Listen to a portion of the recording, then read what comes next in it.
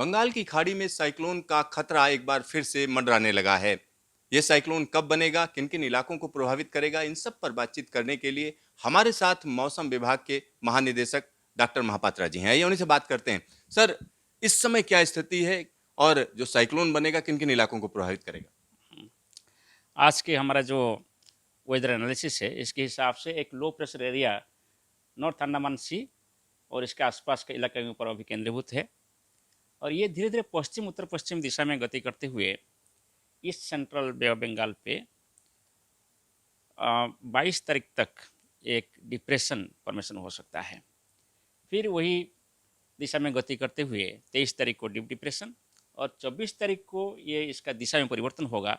उत्तर की दिशा में गति करते हुए केंद्रीय बंगोपसागर पे ये एक साइक्लोन की रूप लेगा। इसके बाद ये उत्तर उत्तर पूर्व दिशा में गति करते हुए वेस्ट बंगाल और बांग्लादेश तट के तरफ से जाएगा। हमारा ये उम्मीद है कि 25 तारीख को नॉर्थ बे ऑफ बंगाल पे पश्चिम बंगाल और बांग्लादेश के तट के आसपास ये केंद्रीभूत होगा। इसके प्रभाव में इसलिए जो direct heating of the coast बोलते हैं वो वेस्ट बंगाल और बांग्लादेश कोस्ट के ऊपर होने का उम्मीद किया जा रहा है। इसलिए सबसे ज़्यादा बारिश, तेज़ हवा और जो सामुद्रिक लहर बांग्लादेश और वेस्ट बंगाल के ऊपर होने का उम्मीद किया जा रहा है। सुंदरबन इलाके के आसपास ये अंदर जा सकता है।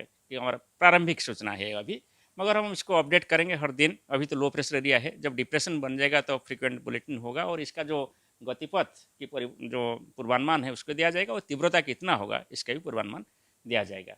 और इसके बाद वेस्ट बंगाल के साथ साथ ओडिशा भी इसमें अफेक्टेड हो सकता है और अभी अगले 2 दिन तक अंडमान निकोबार आइलैंड्स के ऊपर भी इसका असर पड़ रहा है। तो पहले अंडमान निकोबार की बात करें तो यहाँ अभी विंड स्पीड 20 से 30 किलोमीटर प्रति घंटा चल रहा है। कल इसका बढ़ते हुए 30 से 40 किलोमीटर प्रति घंटा और परसों को 40 से 50 किलोमीटर प्रति घंटा होने का उम्मीद किया जा रहा है। इसलिए अभी यहाँ कल से जो सी कंडीशन है रफ टू वेरी रफ होगा, स्क्वाली वेदर होगा। फिशरमैन के लिए ये अच्छा नहीं होगा, इसलिए फिशरमैन इस एरिया को नहीं जाना चाहिए कल से। इसके बाद धीरे धीरे ये कंडीशन केंद्रीय बंगोपसागर बे ऑफ बंगाल पे भी होगा और फिर नॉर्थ बे ऑफ बंगाल पे होगा। 21 से शुरू करके 25 तारीख तक कोई भी फिशरमैन अंदर नहीं जाना चाहिए, समुद्र के अंदर जो है तट के पास आ जाना चाहिए। और बारिश की बात करें 23 तारीख को सामान्य से मध्यम तीव्रता के साथ बारिश होने का पूर्वानुमान है, जो तटीय इलाका है उड़ीसा का और वेस्ट बंगाल का। और 24 तारीख को यही इलाका में मैंने तटीय क्षेत्र जो है उड़ीसा और वेस्ट बंगाल का, वहाँ सामान्य से मध्यम बारिश होने के साथ साथ कुछ इलाका में हेवी रेनफॉल होने का भी पूर्वानुमान है। और 25 तारीख को फिर बारिश बढ़ेगा क्योंकि 25 तारीख को तट के आसपास आ जाएगा और ज़्यादा बारिश वेस्ट बंगाल का जो कोस्टल डिस्ट्रिक्ट्स है जैसे नॉर्थ 24 परगना, साउथ 24 परगना, हावड़ा, हुगली वगैरह सभी डिस्ट्रिक्ट्स में सभी जगह में बारिश होने के साथ साथ कुछ इलाके में heavy to very heavy rainfall और एक्सट्रीमली हेवी रेनफॉल होने का पूर्वानुमान है। और उड़ीसा में तो सिर्फ आइसोलेटेड हेवी रेनफॉल हो सकता है। सर, जब ये साइक्लोन बन जाएगा तब इसका नाम क्या होगा और ये नाम किस देश का दिया हुआ है?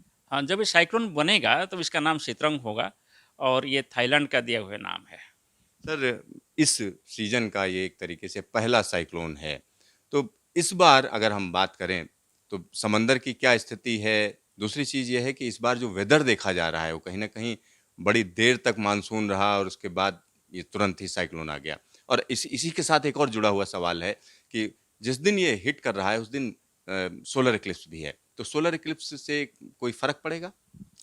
आपने सही बताया कि ये सीज़न का पहला साइक्लोन होने वाला है और इस साल जो है ना ये लानिना ईयर है। लानिना ईयर में ज़्यादातर जो टाइफून या साइक्लोन्स डेवलप होता है साउथ चाइना सी और नॉर्थ ईस्ट पैसिफिक की, इसका रेमनांट्स हमारा एरिया को आता है और ये सभी रेमनांट्स थोड़ा से हायर लैटिट्यूड में आते हैं। इसीलिए ज़्यादातर साइक्लोन लानिना ईयर में नॉर्दर्न पार्ट्स और बे ऑफ बंगाल को ज़्यादा इम्पैक्ट करता है, यानी उड़ीसा, वेस्ट बंगाल, बांग्लादेश, म्यांमार ज़्यादा प्रभावित होता है।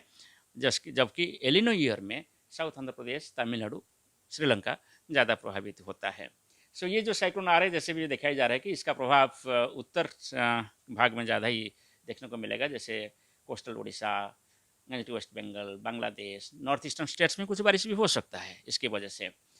और जो सोलर एक्लिप्स की बात कर रहे हैं, यस, सोलर एक्लिप्स के दिन जो सन अर्थ मून एक ही लाइन पर रहता है, इसलिए जो ग्रेविटेशनल फोर्स ऑफ अट्रैक्शन होता है सी वाटर के ऊपर सबसे मैक्सिमम होता है, और इसके लिए जो टाइडल वेव जनरेट होता है वो टाइडल वेव मैक्सिमम होता है।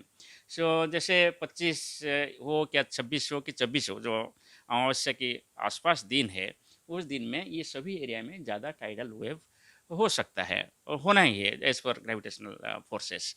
और इसके साथ साथ जब एक साइक्लोन जाएगा, ये दोनों का कंबाइंड इम्पैक्ट होगा, इसलिए जो सामुद्रिक लहर है वो ज़्यादा आ सकता है और ज़्यादा एरिया इनंडेशन हो सकता है। और तीसरा बात मैं आपको बोल के रखूँ, नॉर्थ उड़ीसा से शुरू करके, जैसे बालासोर भद्रक डिस्ट्रिक्ट शुरू करके एंटायर वेस्ट बंगाल कोस्ट, जैसे नॉर्थ 24 परगना, साउथ 24 परगना और बांग्लादेश कोस्ट जो है वो बहुत सैलो है, सैलो बेथिमेट्री है। इसलिए जब भी कोई टाइडल वेव आता है, एस्ट्रोनॉमिकल टाइड हो कि ये बहुत ज़्यादा इलाके के साथ ही इनंडेशन कर लेता है। मतलब एक बड़ी तैयारी रखनी पड़ेगी इन इलाकों में। जी, इसमें तैयारी होना चाहिए, स्पेशली वेस्ट बंगाल और बांग्लादेश कोस्ट के लिए। सर, इसी से जुड़ा हुआ एक और सवाल है, अगर हम उत्तर भारत की बात करें, तो क्या उत्तर भारत पर भी इस साइक्लोन का कोई असर आएगा? इन हवाओं का कोई असर आएगा? ये जो साइक्लोन आ रहे हैं, ये अभी तो हमारा जो एस्टिमेट है साइक्लोन स्टॉर्म हम बोले हैं, जिसका विंड स्पीड 60 से 90 किलोमीटर प्रति घंटा तक होता है। मगर ज़्यादा से ज़्यादा और थोड़ा इंटेंस होगा तो सीवियर साइक्लोन स्टॉर्म, मगर ये ऐसे कोई एक्सट्रीमली सीवियर साइक्लोन स्टॉर्म और सुपर साइक्लोन स्टॉर्म बनने वाले नहीं है।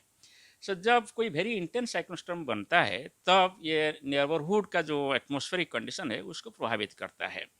सो ये जैसे साइक्लोन भी जाएगा, इसके प्रभाव में आपका यहाँ कोई मॉइस्चर जो है लैंड सरफेस में, इसको ड्रैग होते हुए उनके पास चला जाएगा, इसलिए ड्राई वेदर प्रिपेयर करेगा यहाँ, जो कि ऑलरेडी हमारा जो पूर्वानुमान है इसमें हम बोल रहे हैं कि मानसून विड्रॉल जो कंटिन्यूस प्रोसेस है अभी कंटिन्यू जारी रहेगा और कुछ एरिया में भी मानसून विड्रॉ हो जाएगा। इसके साथ साथ जब नॉर्थ वेस्टर्ली विंड्स होगा इसके ऊपर, सो टेम्परेचर फॉल भी होगा। सो साइक्लोन जाने के बाद नॉर्दर्न प्लेन से मैदानी इलाका में टेम्परेचर फॉल होगा, इसका इम्पैक्ट। सर, आपका ढेर सारा धन्यवाद। धन्यवाद। तो यहाँ पर आप समझिए, साइक्लोन की भविष्यवाणी की गई है और मौसम विभाग लगातार नज़र रख रहा है। साइक्लोन सेंटर इसके बारे में लगातार बुलेटिन जारी करेगा। जैसे ही साइक्लोन डिक्लेयर होगा, उसके बाद हम कह सकते हैं कि हर 1 घंटे पर इसकी सूचना लोगों को दी जाएगी। तो लगातार मौसम विभाग के बुलेटिन पर नज़र रखिए और सही सूचना के लिए जो प्रशासन बता रहा है, उस पर ज़्यादा ध्यान दीजिए। कैमरामैन हेमंत के साथ सिद्धार्थ, न्यूज़ स्टेशन, दिल्ली।